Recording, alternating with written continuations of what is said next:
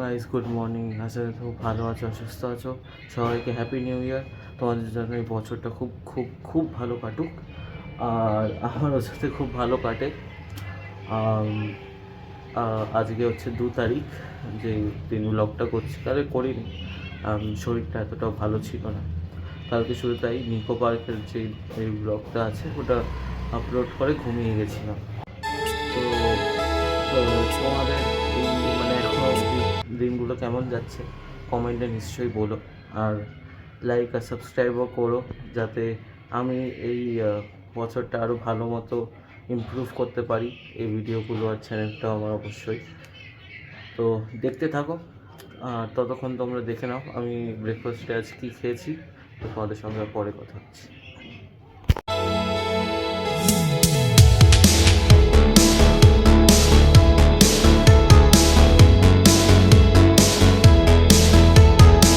এখন বাজে হচ্ছে 10টা 21, আর আমি হচ্ছে জিমে সব করেছিলাম, তখন বাজে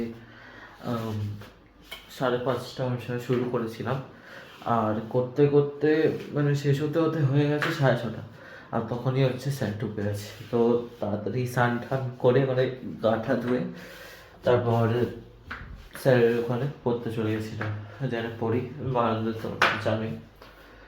তো আশা করছি তোমাদের এই ব্লগটা ভালো লেগেছে আজকে, আর তোমাদের দিনটা খুব ভালো কেটেছে। আমি হচ্ছে আজ রুটি আলুর তরকারি খেয়েছি।